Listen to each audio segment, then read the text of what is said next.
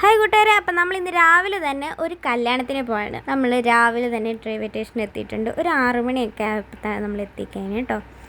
നമുക്കൊരു 6:55 ട്രെയിനാണ് പോകേണ്ടത്. അപ്പോൾ ട്രെയിനൊക്കെ വന്ന് നമ്മൾ ട്രെയിനിലേക്ക് കയറി ഇങ്ങനെ പൊക്കോണ്ടിരിക്കുക കേട്ടോ. അപ്പോൾ ആരുടെ കല്യാണമാണെന്ന് ചോദിച്ചു കഴിഞ്ഞാൽ അപ്പം നമ്മുടെ ആദർശേട്ടൻ്റെ കല്യാണമാണ്, ആദർശേട്ടൻ്റെ കല്യാണമാണ്. അപ്പോൾ ഇനി നമ്മൾ തിരുവനന്തപുരത്തോട്ട് പൊക്കോണ്ടിരിക്കുക കേട്ടോ.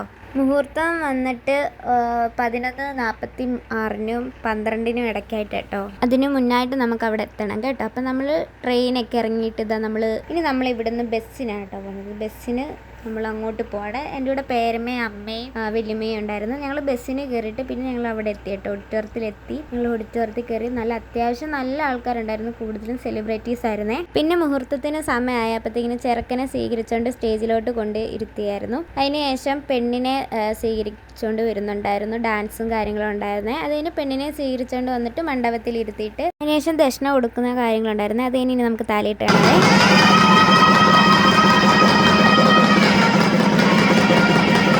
അപ്പോൾ പാർട്ട് 2 ആയിട്ട് ഞാൻ വരുന്നതായിരിക്കും. അപ്പോൾ ടാറ്റ ബൈ ബൈ.